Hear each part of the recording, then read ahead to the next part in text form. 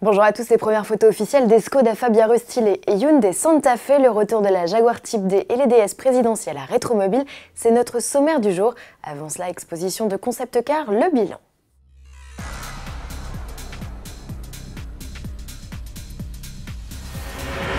Joli score donc pour l'exposition de concept car aux Invalides. L'événement a accueilli 38 000 visiteurs entre le 31 janvier et le 4 février 2018. C'est 3 000 de plus qu'en 2017.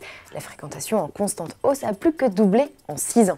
Dans l'immense structure de 3 000 m², les curieux pouvaient admirer une dizaine de prototypes en provenance des ateliers de design Renault, Lamborghini, Mazda, Kia, BMW ou encore Mercedes, des modèles qui pour certains s'offraient leur premier bain de foule.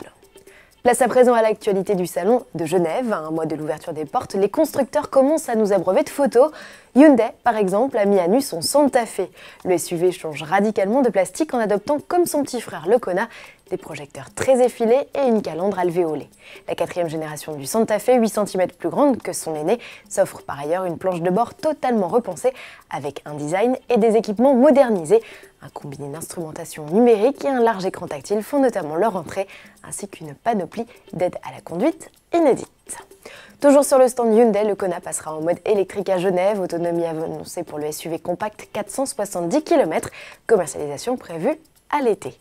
Autre nouveauté à croiser en Suisse, la Fabia restylée. Oui, les changements ne sautent pas aux yeux et pourtant la citadine et sa déclinaison break sont bien passés entre les mains des designers Skoda. La calandre par exemple est plus grande et les projecteurs, désormais proposés avec des LED, ont changé de forme. C'est finalement sous le capot que la révolution est la plus flagrante avec l'arrêt du diesel. Citadine et break ne seront désormais animés que par des 3 cylindres essence, 2 Atmo et 2 turbos de 60 à 110 chevaux. L'équipement promet d'être plus riche, notamment au chapitre des aides à la conduite. Rendez-vous en concession au second semestre 2018 pour acquérir cette Fabia 3 restylée. Pour finir, direction le salon Rétromobile.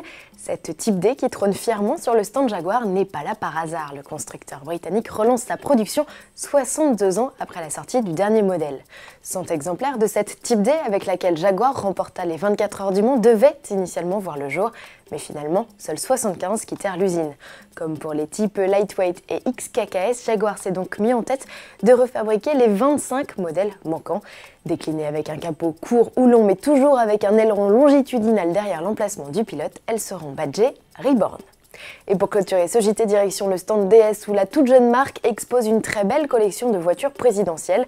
Les visiteurs peuvent notamment approcher la DS21 immatriculée 1PR75 du Général de Gaulle et de Georges Pompidou, un modèle de 6,53 m.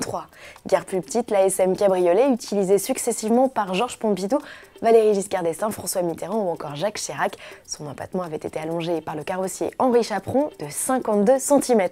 On regrette presque que DS ait profité de cette rétrospective d'anciennes pour glisser ses modèles modernes, les DS5 et DS7 Crossback. À demain.